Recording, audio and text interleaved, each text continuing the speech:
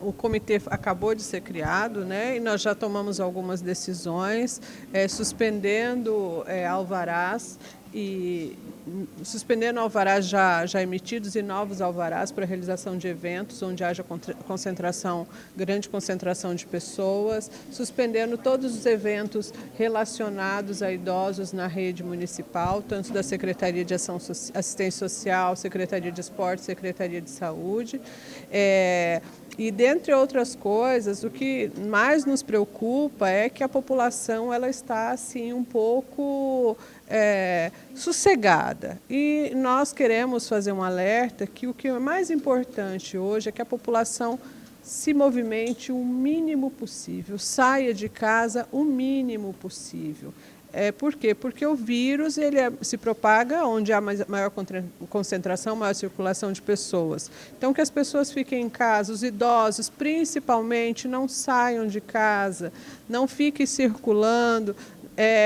Pedimos que as pessoas evitem cinemas, shoppings, restaurantes, bares, até reuniões em família nesse momento a gente acha que assim devem ser evitadas. São ações que dependem da população. A Secretaria de Saúde, todo esse comitê, nós estamos nos organizando, montamos um fluxo.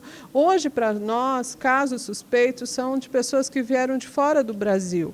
Mas é um quadro que tem mudado com muita rapidez. Então, hoje de manhã, eu olhei, ontem à noite nós tínhamos 200 casos. Abri agora ali, tem 234. De Mato Grosso não está lá, ou seja, já são 235 casos. Em Rondonópolis ainda não tem, mas nós não sabemos. Então, hoje é caso suspeito quem vem de fora do Brasil e a gente já pede que a pessoa entre em contato conosco da Secretaria de Saúde via telefone, que as pessoas não procurem unidade de saúde sem necessidade. Então, a pessoa chegou de fora, mesmo que ela tenha um sintoma, procure, entre em contato através do 192 do SAMU. Nós vamos mandar o médico na casa dessa pessoa. O importante é ela não circular, ela não se movimentar. E para os demais, gente, procurem serviços de saúde só quando for estritamente necessário. Nesse momento, não procure unidade de saúde para fazer consulta de rotina, exame de rotina, porque você pode estar indo até a unidade e se contaminar. Se você tem uma dor de cabeça há 3, 4 dias, vai na UPA, não vá na UPA, porque você pode se contaminar.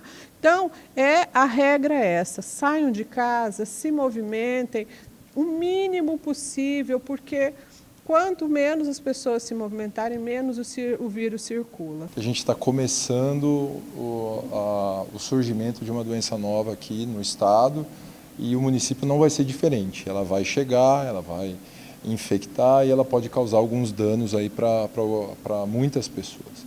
Então, o quanto antes a gente iniciar esses cuidados, e a população tem que ser nossa parceira, tomando a iniciativa de tentar, como disse a secretária, ficando mais em casa, evitando os locais de aglomerações, né, vai nos ajudar muito nessa questão de diminuição da transmissão, para que a gente tenha um número de casos que seja gradativo, um aumento que a gente está imaginando, mas gradativo, não uma explosão do número de casos e que a gente tenha dificuldade de dar o atendimento necessário para esses pacientes. A gente tem que entender, assim, o bom seria toda a população, né? Porque é lógico que existe o grupo de risco, mas todo mundo entra em contato com esse grupo de risco. Então, quanto menos pessoas entrarem em contato com esse grupo de risco, melhor também. Se puder evitar os maiores de 60 anos, os hipertensos, os diabéticos, de se exporem, né, a esses riscos de contato direto com outras pessoas, seria o ideal. Tá? Mas quanto menos pessoas entrarem em contato com outras pessoas, também já ajuda.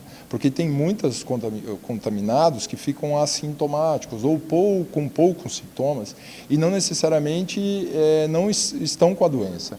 E eles acabam levando em locais que a gente nem imagina. Então é importante que a gente tenha, a sociedade como um todo, tome essa conduta de tentar sair o mínimo possível e quando sair, não ficar tão aglomerado. Então, a gente tem que lembrar que a gente está vivendo um surto de dengue ainda na cidade. Então, a gente não quer que nenhum paciente deixe de ir quando tenha a real necessidade. Tá?